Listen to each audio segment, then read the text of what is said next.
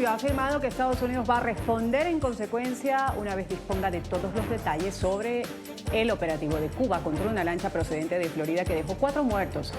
Rubio, el secretario de Estado de los Estados Unidos, un cubano estadounidense que ha pasado su carrera política deseando el fin del régimen comunista de La Habana y que también busca la cooperación sobre Venezuela y la convulsa Haití en la cumbre de la Comunidad del Caribe, en la que participa ahora mismo.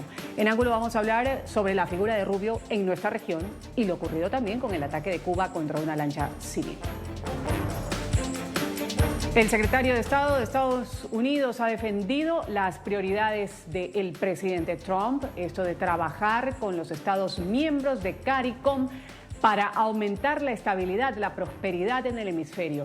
Rubio participa en esta cumbre para pedir un frente unido ante Venezuela, mantener la presión sobre Cuba, esto luego de que el presidente Trump lo volviera también a elogiar públicamente por su trabajo, su desempeño en el discurso del Estado de la Unión. De esta manera sucedía.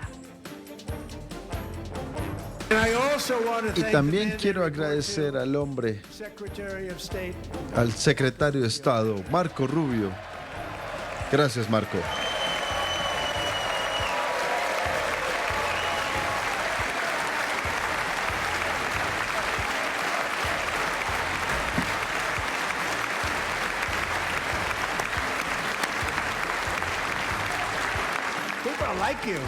La gente, le caes bien a la gente. Saben, Marco obtuvo 100% de los votos cuando estaba en confirmación. Creo que lo mejor era 54%. Incluso los demócratas están diciendo, no puedo creer que hayas aprobado ese tipo. Y yo dije, es un honor que lo sientan de esa manera, ¿cierto, Marco? Has hecho un gran trabajo, un gran secretario de Estado. Creo que puedes ser uno de los mejores.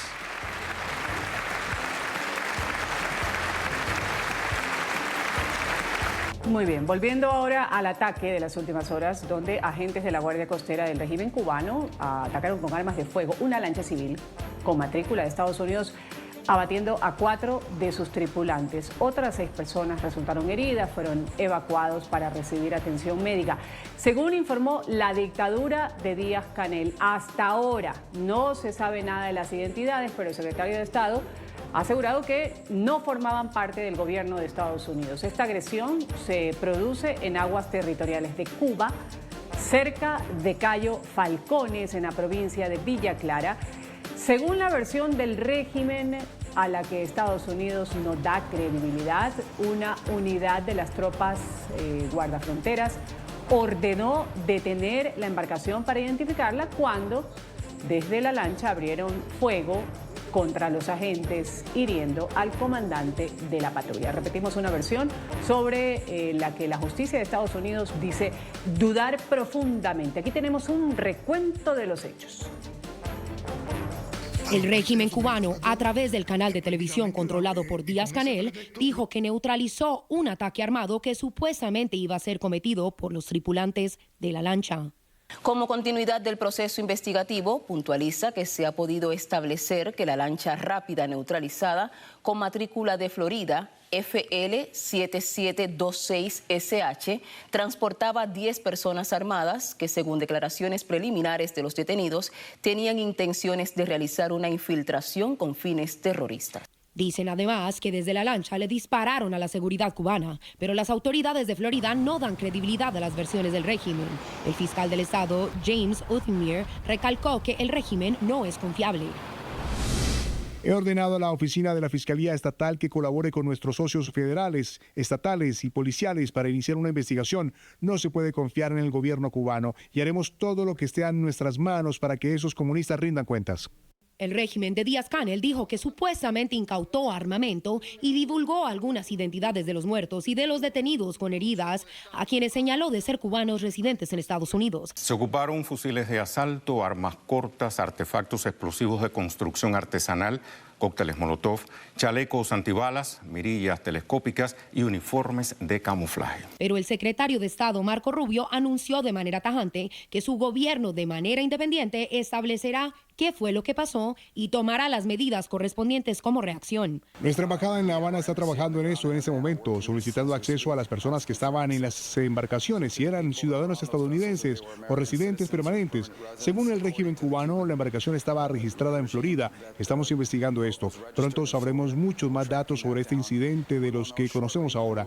La mayoría de los hechos que se están divulgando públicamente provienen de la información proporcionada por los cubanos. Verificaremos esto de forma independiente y a medida que recopilemos más información estaremos preparados para responder en consecuencia. No voy a especular, no voy a opinar sobre lo que sé, pero averiguaremos exactamente qué sucedió aquí y responderemos en consecuencia. Rubio señaló además que no es normal ni habitual un tiroteo en el mar.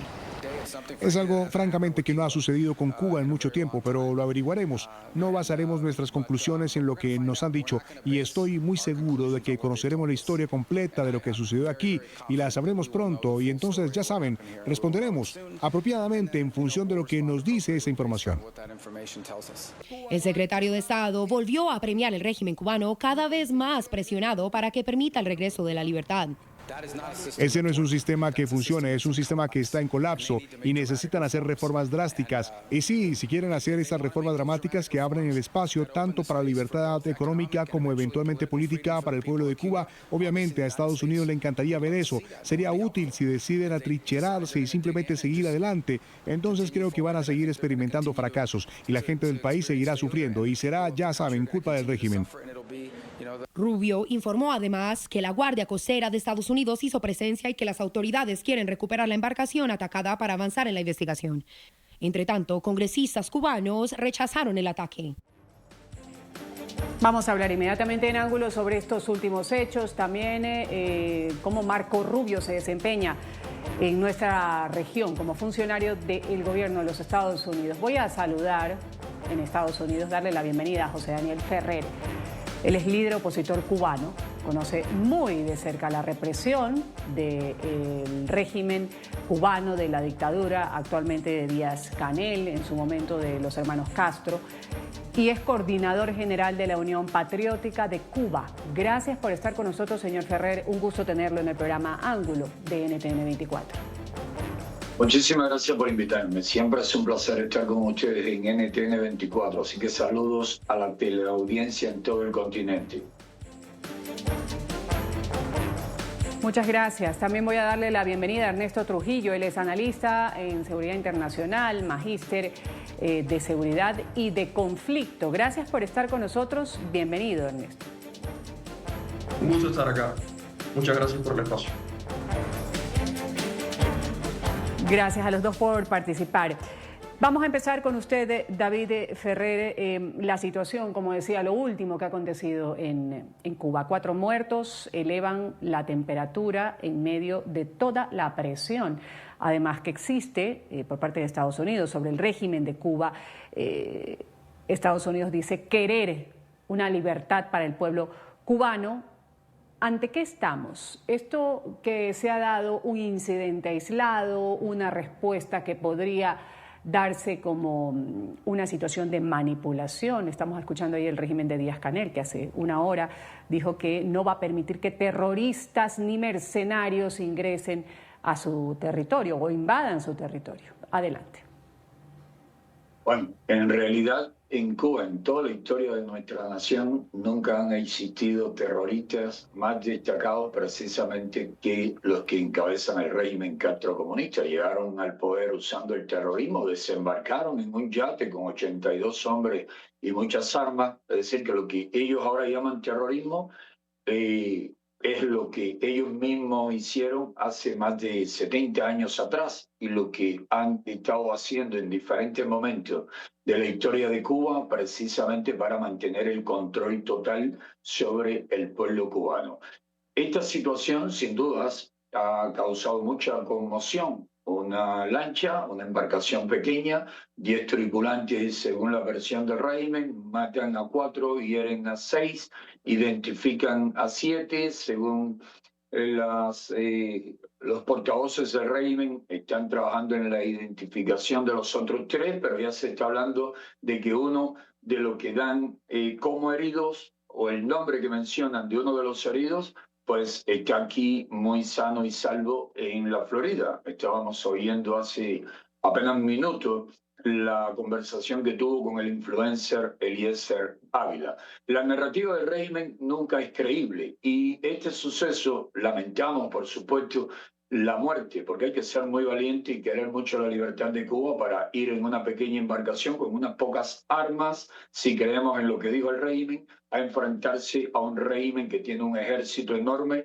y todo tipo de armamento. Es muy valiente, pero esto que acaba de suceder en este momento tiene más bien, la firma de una acción que estuvo controlada por agentes del régimen infiltrados desde principio a fin para ultimarlos y levantar el ánimo de los militares en Cuba, que estaba por el piso desde el 3 de enero cuando ocurrió la captura de Nicolás Maduro en Venezuela, y también para el régimen tratar de recabar solidaridad entre ingenuos o cómplices por el mundo, diciendo una vez más, somos los agredidos, nos quieren invadir, nos quieren agredir, nosotros no somos los victimarios, somos las víctimas. Pero esa narrativa nadie la va a creer.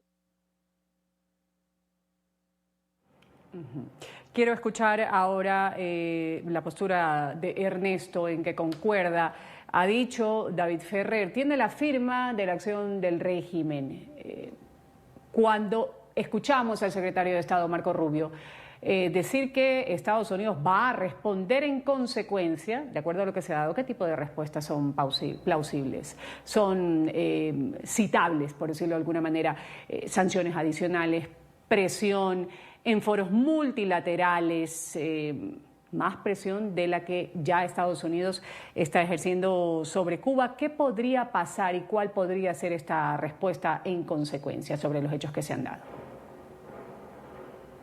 Bueno, yo creo que se podría dar una respuesta que implicaría la intensificación de lo que vienen siendo las acciones de los Estados Unidos contra el régimen cubano. El día de ayer justamente vi que Estados Unidos iba a permitir que Cuba comprase petróleo venezolano, pero a través de terceros o intermediarios dentro de los Estados Unidos. Con el desarrollo de este lamentable suceso, cosas como esta ya pueden revertirse y esto va a impedir que justamente Cuba adquiera energía, petróleo o otras fuentes de energía que le hace falta de forma urgente porque el sistema energético cubano está al borde del colapso. Entonces, este tipo de sanciones, este tipo de respuestas son las que podemos ver. Yo dudo realmente de que veamos una acción militar a gran escala o a menor escala como la que vimos en Venezuela, porque al final de todo, pues el gobierno cubano actualmente se encuentra en charlas y en negociaciones con el gobierno de los Estados Unidos, pero reitero nuevamente, el desarrollo de este suceso puede revertir, frenar o de plano completamente eliminar las charlas que está teniendo los altos funcionarios cubanos con el gobierno de los Estados Unidos. David Ferrer, después de lo escuchado, lo expresado por Ernesto Trujillo, ¿podría en realidad este incidente, a criterio suyo, convertirse en un punto de inflexión que reactive una agenda de confrontación hacia Cuba, o que la situación se mantenga tal cual como está? Se habla de que el próximo paso de Estados Unidos, y se habla fuertemente, podría darse con Cuba, después de lo que se vivió el 3 de enero, hablando de la situación particular de la aprehensión y el traslado a Estados Unidos de Nicolás Maduro. ¿Cómo lo ve usted? Y sin dudas coincido en que esta medida que iba a facilitar la importación de petróleo a través de privados, entre comillas, porque completamente privados en Cuba nadie lo puede hacer. El régimen siempre decide, incide, controla y ordena como le plazca, como le parezca mejor. Eso sería una de las medidas que quizás se tomen de inmediato. Ya no sería posible ese tipo de importación de combustible. Pero deben de tomar otras medidas. Pero incluso agrego más, conociendo la esencia y la mentalidad del régimen castrocomunista y lo que está pasando hoy mismo en La Habana y por toda Cuba, y el incremento diario de la represión contra los activistas prodemocráticos dentro de la nación, estoy seguro de que tarde o temprano van a tener que operar si quieren solucionar ese grave caso que es el régimen castrocomunista, un peligro real para la seguridad estadounidense, un peligro para la libertad, la democracia, el respeto a los derechos humanos y para la economía de mercado en todo el continente. Van a tener que finalizar empleando un método quirúrgico al estilo Venezuela e incluso un poco más intenso. Hoy mismo en la mañana, los militares más fanáticos y obedientes al régimen han amanecido con el ánimo en alto, que lo tenían en el piso, mucho susto, mucho miedo, y hoy están pronunciando una frase como la siguiente: somos unos animales, con nosotros no pueden, nosotros no somos Venezuela. Ya los están envalentonando, que es lo que quería la tiranía, porque la tiranía lo que espera es ver cómo burla las presiones estadounidenses y el embargo bloqueo al combustible y cómo lo obtiene de algún aliado, Rusia, México, o de manera a través de contrabando, de manera oculta, subrepticia, para seguir sobreviviendo, porque su plan está en sobrevivir a la administración de Donald Trump y esperar, soñar con que luego vendrán tiempos mejores y que ellos podrán continuar oprimiendo y explotando y reprimiendo al pueblo cubano por los siglos de los siglos. Ese es su sueño, pero los cubanos que queremos libertad y democracia y nuestros aliados estadounidenses vamos a hacer que ese sueño se convierta en una pesadilla y no en un sueño placentero. Sobre esto que usted ha citado, David Ferrer, Ernesto, quiero que lo comentemos luego de escucharlo al secretario de Estado Marco Rubio, que ha reiterado que el gobierno de los Estados Unidos sí permite el acceso de petróleo a Cuba con destino al sector privado, pero ha advertido que las industrias no florecen en Cuba precisamente porque la dictadura lo está impidiendo. Así lo decía Marco Rubio y regresamos a comentarlo. No, siempre ha sido legal vender al sector privado en Cuba, de acuerdo. Estas no serían ventas al gobierno, no serían ventas a la empresa militar, serían ventas a un sector privado muy pequeño que existe en Cuba, y eso siempre ha sido legal. Es decir, ahora hay personas con licencia para hacerlo. Esto simplemente se expandiría la cantidad de personas que podrían hacerlo. De nuevo, iría al sector privado. El sector privado en Cuba es bastante pequeño, existe, pero es pequeño, y ciertamente por sí solo no tiene la capacidad para lidiar con la escala y el alcance de los desafíos que enfrentan. La razón por la que esas industrias no han prosperado en Cuba es porque el régimen no se lo permite, así que ahora que están en crisis tienen la oportunidad de importar combustible en pequeñas cantidades, claro, a través del sector privado. Si descubrimos al sector privado, están jugando con las reglas y desviando recursos hacia el régimen o hacia la empresa militar. Si descubrimos que están moviendo esos recursos de maneras que violan el espíritu y el alcance de esos permisos, esas licencias serán canceladas. Ernesto Trujillo, usted como magíster en seguridad y conflictos, en un momento David Ferrer decía, el régimen de Cuba intenta sobrevivir a la administración de Donald Trump. ¿Cuánto podría durar ese sobrevivir? Tal cual está la situación, con todo lo que se está dando con respecto al petróleo y demás. Bueno, podría sobrevivir hasta que le dé la energía, porque al final del día, pues un país vive con la energía que produce y la comida que pueda producir para su ciudadanía. Un país que no tenga ningún tipo de fuentes de energía ni ningún tipo de alimentación es un país que últimamente termina colapsando. Entonces, en el momento que la red eléctrica cubana colapse, pues podemos ver un colapso total justamente de, no solo del gobierno cubano, sino de, yo creo que lo más importante, de la sociedad.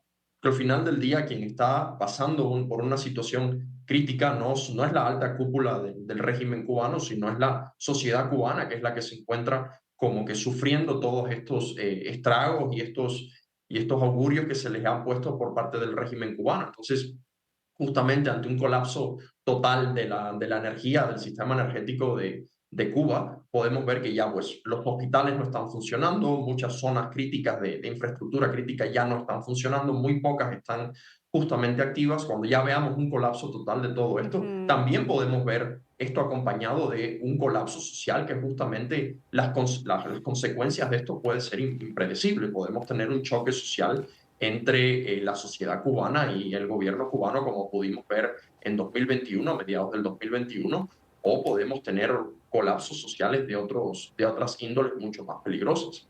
Entonces, con respecto a lo que mencionaba el secretario Rubio, con respecto al sector privado de Cuba, justamente sí, el sector privado en Cuba existe, es muy pequeño, siempre se les ha conocido como cuentapropistas, pero sigue siendo muy pequeño. Cuba, el 90% de la actividad económica es controlada por una empresa que se llama GAESA, que es justamente controlada por militares, no es la cúpula militar cubana, perdón, la que controla desde tasas de interés hasta la producción más básica del país. Entonces, romper ese esquema para los Estados Unidos es el verdadero reto si lo que se quiere es instaurar un sector privado resiliente y fuerte con reglas de mercado en Cuba que justamente saque el país adelante. Ya. Pero, como te menciono, existe esta empresa, este conglomerado de militares que es quien controla absolutamente todo.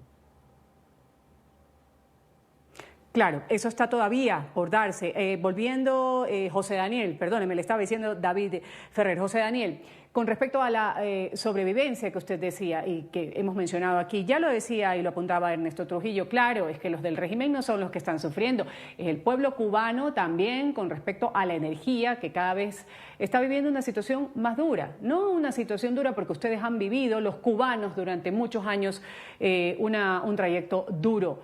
¿Qué es lo que en este caso determina el hecho de una sobrevivencia del régimen de Díaz-Canel particularmente?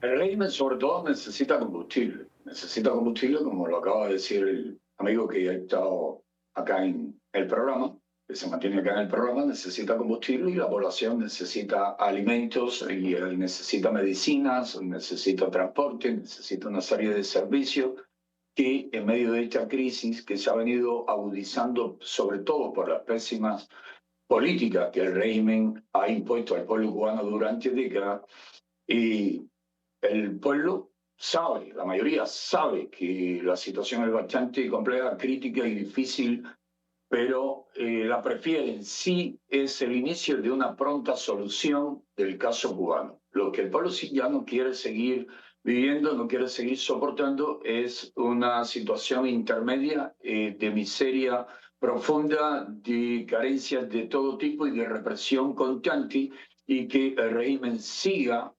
sobreviviendo y manteniendo al pueblo bajo ese férreo yugo, bajo ese pesado yugo, bajo esa férrea cadena. Esa es la realidad que la mayoría expresa constantemente en las calles de Cuba. Por eso, un poco de desaliento al ver que, por ejemplo, la Corte Suprema de Estados Unidos declaró ilegales los aranceles que Donald Trump dijo que impondría a quienes faciliten o hagan llegar combustible al régimen castrocomunista. Por eso también un poco de desaliento el que vive dentro de la isla y sabe que ese pequeñísimo sector privado sí llega el de la policía política y le dice al dueño: vas a importar combustible y la mitad de ese combustible nos pertenece a nosotros. El cubano de adentro sabe que si no lo hace, al momento pierde la licencia y se acabó su licencia como cuentapropista o dueño de una MIPYME o actor privado. Estamos en presencia de un régimen que pasa por encima de sus propias leyes siempre que le conviene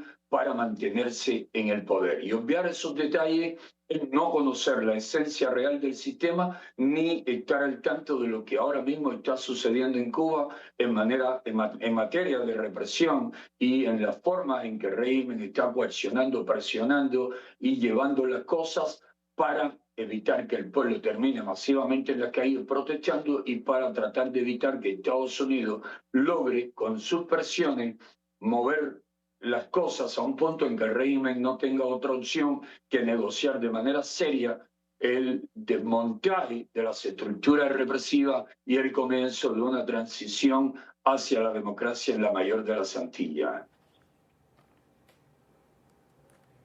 Vamos a volver luego del corte comercial, negociar. Me queda rodando esa palabra, José Daniel Ferrer la ha mencionado. Estamos aquí en Ángulo hablando de Marco Rubio, el jefe de la misión creada por el gobierno del presidente Donald Trump para administrar Venezuela. Ha resaltado también que hay una fase de recuperación en Venezuela que tiene como elemento primordial lo que es la reconciliación, basada en el regreso de los presos políticos. Esto como requisito previo esencial para unas eventuales elecciones en Venezuela, con la participación de dirigentes democráticos y también ciudadanos exiliados. ¿Qué va a pasar? ¿Cuál va a ser el siguiente paso también con respecto a Cuba? Lo seguimos hablando luego del corte comercial en Ángulo. Continuamos con Ángulo por NTN 24, el canal de las Américas.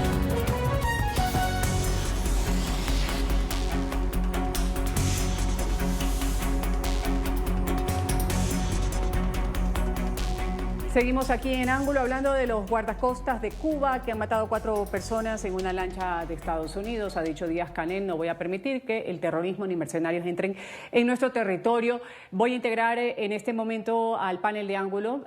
Saludo a José Valderrama, me acompaña, abogado y activista político. Gracias por estar con nosotros, abogado Valderrama.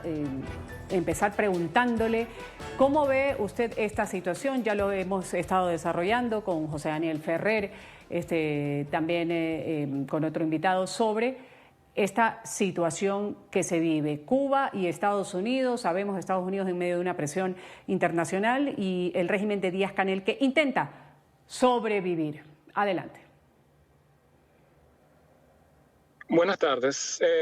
Pareciera que es solamente una vacunada del régimen castrista, de alguna manera de subirle el tono a la discusión con respecto a los Estados Unidos, aún a sabiendas que no tienen nada que hacer, pero posiblemente procurando de alguna manera subirle al costo a la administración Trump de sobreactuar. Sin embargo, es un paso que más bien puede ser un error porque de alguna manera lo que le da es una justificación legítima para activarse militarmente en contra del régimen. Ahora, estas declaraciones que ha dado Díaz-Canel hace poco, como lo citaba, han sido tomadas por cierto sector de la oposición como una manipulación en medio de toda la situación que se vive, que van a seguir respondiendo, porque ya Marco Rubio lo decía. Nosotros me voy a enterar de más detalles, pormenores, y luego de eso Estados Unidos responderá en consecuencia. Esa es la frase textual de Marco Rubio. Díaz-Canel sale al paso a decir que lo que ha sucedido en sus aguas, que Cuba no agrede ni amenaza a nadie, que todo lo hace en defensa de las costas cubanas y es un deber ineludible además. ¿Cómo toma el pueblo cubano esta actuación en medio además de la dura situación que se está viviendo? Es difícil saber lo que realmente el pueblo cubano puede opinar, porque obviamente estamos hablando de un régimen totalitario que no permite ningún tipo de manifestación abierta. No hay derecho a la opinión, no hay derecho a la expresión de ningún tipo. Sin embargo, podemos suponer por las últimas protestas que el pueblo cubano tiene la expectativa, y posiblemente más si recibe la colaboración de fuerzas extranjeras, de acabar con el régimen. Hemos visto que ha habido muchísimas protestas en los últimos meses, a pesar de la represión, a pesar de la violencia que ejerce el régimen contra la población civil. Por lo que yo lo que pudiese suponer es que el pueblo cubano puede ver más bien la oportunidad de subir la apuesta y corroborar más el régimen. Va a depender mucho realmente de cuál sea la respuesta cierta, concreta, que de los Estados Unidos a este acto injustificable por parte del régimen cubano. Porque, tal como yo lo veo, no había ninguna justificación suficiente para usar la violencia en contra de esta embarcación como lo hizo el régimen. Volviendo un poco, José Daniel Ferrer, a la participación que tiene actualmente el secretario de Estado Marco Rubio, está en la cumbre de la Comunidad del Caribe buscando cooperación sobre Venezuela, sobre Haití. Cuba no está, por supuesto, invitado a esta cumbre. Lo que recientemente, este incidente, lo que ha sucedido, quizás genera algún problema en la capacidad de construir consensos a nivel regional en cuanto al tema del régimen en Cuba. ¿Cómo lo ve usted?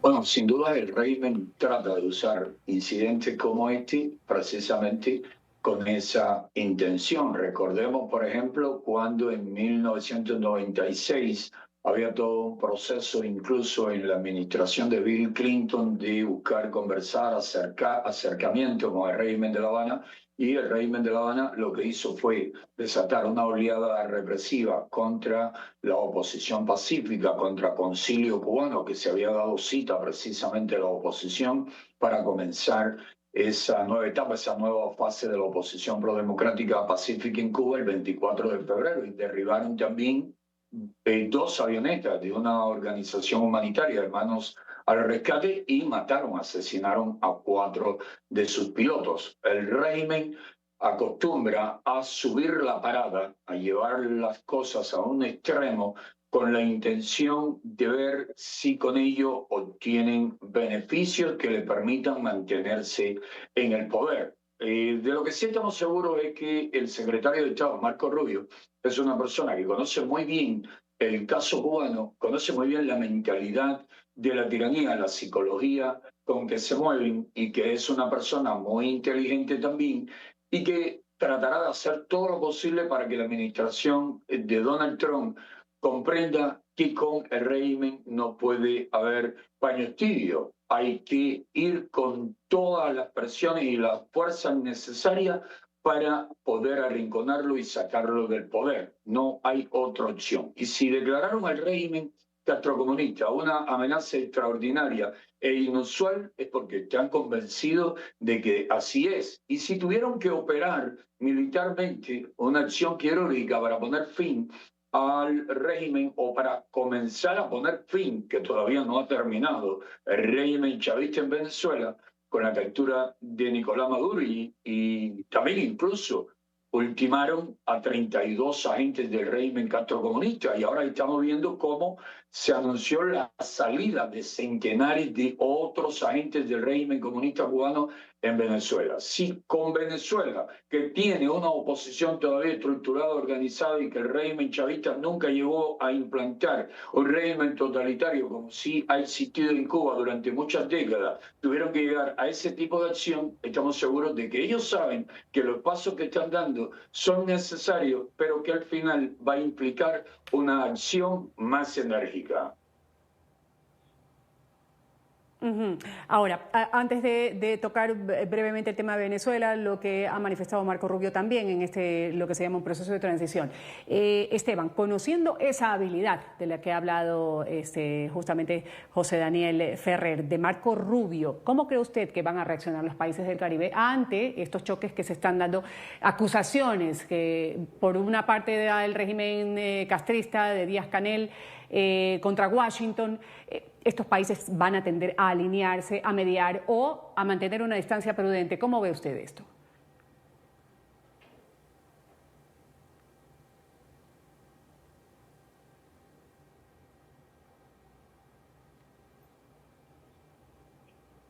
Ernesto. Perdón, es que escuché a Esteban y dije, bueno, no me están hablando a mí. Pues sí, justamente la presión de Marco Rubio como brazo de la política exterior de los Estados Unidos ante el régimen dictatorial en algún punto va a tener que quebrar justamente este aire de resistencia que siempre ha utilizado el gobierno cubano, y concuerdo con mi compatriota de que siempre que hay algún tipo de negociación con el gobierno, entre el gobierno cubano y el gobierno norteamericano, el gobierno cubano siempre se la saca de la manga para sacar alguna narrativa en contra de los Estados Unidos, porque a ellos justamente no les conviene negociar con los Estados Unidos y abrir a Cuba hacia una democracia, hacia una economía de mercado, sino que lo que les conviene es, como una élite dictatorial, mantenerse en el poder. Y justamente cito nuevamente el caso del derribo de las 2 avionetas de los Hermanos al Rescate, que se da en el contexto de las negociaciones del presidente Bill Clinton con Cuba. Y esto justamente derriba por completo todo prospecto de acercamiento entre ambos países. Ahora tenemos un caso similar, donde se están dando negociaciones entre el gobierno cubano y el gobierno de los Estados Unidos para nuevamente buscar una apertura, para buscar una libertad, una democracia en Cuba, y justamente se da este tema de que, bueno, acribillan a estas personas que estaban en aguas territoriales cubanas, pero que justamente es una respuesta completamente desproporcionada porque simplemente no le caes a tiros a una persona que entra en tu territorio a pesar de que la entrada sea ilegal. Se le lanza un aviso, se le lanza una advertencia, pero no se le tira tiros a primera instancia. Entonces, este tipo de cosas es lo que hacen que estas negociaciones, que podrían resultar en algo muy fructífero, principalmente para el pueblo cubano, se terminen erosionando y terminen culminando en absolutamente nada y en la perpetuación de lo que viene siendo el dolor y el agravio del pueblo cubano por parte del régimen, que realmente no les interesa el bienestar de su propio pueblo, sino mantenerse en el poder lo más posible. Vamos a seguir hablando del papel de Marco Rubio, particularmente en nuestra región. Citamos el hecho de que ha dicho, ahora entramos, particularmente con el tema Venezuela, en una fase de recuperación. Lo anunció así el secretario de Estado al calificar como positivos estos pasos que se han dado hasta el momento, luego de lo sucedido el 3 de enero con la caída de Nicolás Maduro. Hay un plan de 3 etapas fijado por la Casa Blanca para esta transición. Ha recordado Marco Rubio que aún no ha transcurrido ni siquiera 2 meses desde que sucedieron estos hechos con la caída de Maduro, pero resaltó que esta fase de recuperación tiene como elemento primordial una reconciliación que esté basada en el regreso de los presos políticos como requisito previo, esencial para unas eventuales elecciones en Venezuela. Escuchamos a Marco Rubio y regresamos a comentarlo inmediatamente. No sé si hemos establecido un calendario artificial, lo importante es que se piense en ello de forma lógica. Es difícil celebrar elecciones cuando muchas de las personas que quieren participar han estado en la cárcel o siguen en el extranjero. Así que creo que al entrar en esta fase de recuperación que consideramos lenta, creo que hemos hecho un buen trabajo colaborando con las autoridades provisionales en la fase de estabilización. No se ha producido una migración masiva, no se ha producido una guerra civil, no ha habido violencia. Al contrario, se ha observado una estabilidad real sobre el terreno y un aumento de la productividad en los sectores clave. Creo que ahora se entra en esta fase de recuperación cada vez más avanzada y parte de ella es la reconciliación nacional. Se han dado pasos muy positivos, se han liberado a cientos de presos políticos, se ha cerrado la infame prisión helicoide. Esto en cuanto a Venezuela. José Valderrama, antes de irme a la pausa comercial, guardando las proporciones, todavía no sucede mucho en Cuba, pero Rubio ha dicho, siempre se ha mostrado en contra de un régimen represor, de los Castro, de Díaz-Canel. ¿Qué podría pasar con los presos políticos? ¿Habría algún paso de Estados Unidos con respecto a presos políticos en Cuba, a la represión que todavía se vive en las calles, haciendo un similar con lo que sucede en Venezuela? No lo sé, porque creo que la dictadura cubana obviamente tiene, vamos a llamarlo coloquialmente, más calle que la venezolana. Es una dictadura que ha estado más tiempo en el poder. El pueblo venezolano, por contextos históricos, económicos y sociales, siempre fue muy cercano a la democracia. Y por eso es que, a pesar de toda la represión que hubo desde la instauración de Chávez y de manera progresiva, a medida que el pueblo veía el peligro que Chávez representaba y una vez que hubo esta fuerza masiva, que bueno, que obviamente tiene su punto más álgido con la elección del liderazgo de María Corina Machado, se ha mantenido en la calle luchando. Y el régimen venezolano de alguna manera ha tenido que responder y ceder y doblarse en algunas circunstancias, ya sea para ganar tiempo o ya sea para bajar las aguas. En el caso del régimen cubano, yo siento, y lo demuestra esto que pasó con el tema de la lancha, a las personas a las que dispararon a los americanos, es un régimen, si se quiere, más malentonado, más agresivo, incluso más autoritario, si eso puede ser, si hay un autoritarismo, si hay una regla de autoritarismo que el propio régimen venezolano. Porque vienen de una guardia muy vieja donde básicamente era un juego de suma cero. Me cuesta ver honestamente una liberación masiva en Cuba como la ha habido en Venezuela hasta el momento. Y sin embargo, y hay que hacer acotaciones para ambos casos, si en algo ha sido muy bueno el régimen venezolano es en adaptarse a las circunstancias para sobrevivir, ganar tiempo, enfrentar la ola y volver incluso más autoritario. Y eso es importante tenerlo en cuenta porque una cosa es el plan de 3 fases y el objetivo que pueda tener Marco Rubio, al que la mayoría de los venezolanos acompañamos, pero otra cosa es el juego que está jugando el régimen venezolano, al igual que el régimen cubano, que es a quedarse en el poder y obviamente a no abrirse a ningún tipo de democracia, porque es un grupo de élite que solamente quieren consolidarse sin ninguna razón ética con el poder del Estado.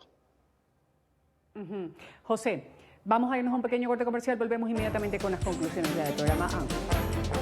Continuamos con Ángulo por NTN 24, el canal de las Américas.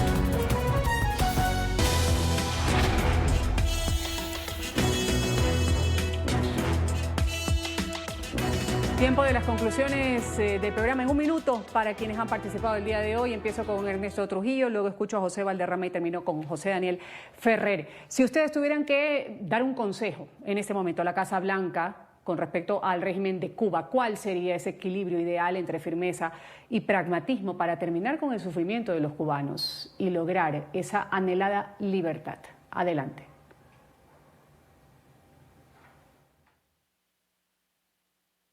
Bueno, yo le aconsejaría al gobierno de los Estados Unidos que continúe su presión contra el gobierno cubano hasta que eventualmente haya una democracia, y no solo una democracia, sino que existan mecanismos de justicia transicional que emitan reparaciones para todas las personas que han sufrido agravios, como mi compatriota acá, José Daniel, a quien conozco mucho su historia y empatizo mucho con su lucha, que se hagan mecanismos de reparación para personas como él, que mucho tiempo han estado luchando por la democracia en Cuba, y para todos los presos políticos y todas las personas que han sido agraviadas de una forma u otra por este régimen, ¿no? No solo democracia podemos hablar, sino también de la reparación a todos los daños que ha hecho el gobierno cubano contra su propio pueblo, porque si solo emitimos una democracia y no exigimos justicia por las acciones pasadas de este gobierno, pues no va a existir realmente una transición democrática en Cuba. Yo creo que ese sería mi mayor consejo, y más que mi consejo es justamente una creencia que sostengo hace mucho tiempo. Yo lo que sostendría es que el equilibrio está en la visión, en qué es exactamente lo que el gobierno de los Estados Unidos quiere lograr en Cuba y cómo quiere ser recordado el presidente Trump y el secretario Rubio en frente a esta situación. El régimen cubano siempre ha sido un vector de desorden para los Estados Unidos.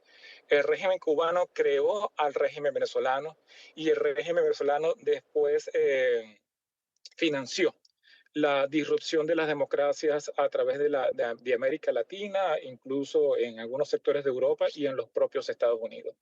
Entonces, el equilibrio va a estar en determinar cómo la administración quiere ser recordada y si en efecto quiere verse como una otra de las administraciones que sencillamente dejó sobrevivir al régimen y que se burló de las negociaciones, o quiere ser recordada como la administración que acabó de una vez por todas con el régimen comunista de Cuba. Sí, sin dudas, mi consejo sería más y más presión, controles para que esas presiones se cumplan en la práctica, y más apoyo directo al pueblo cubano víctima de esa tiranía, a la vez que se negocia y se ejerce presión también sobre los aliados de Estados Unidos en el continente, en Europa y en otras regiones del mundo, para que se sumen a las sanciones y a las presiones contra la tiranía castrocomunista, y para que no sigan favoreciéndole como viene haciendo, por ejemplo, la Comisión Europea con su actual acuerdo de diálogo político y cooperación. Más presiones, más controles y más solidaridad con el pueblo y la oposición cubana. Estados Unidos emprendió esta acción para ayudar a Venezuela a salir de una férrea tiranía que era un peligro para Estados Unidos, pero no deben olvidar que la matriz del cáncer sigue en La Habana.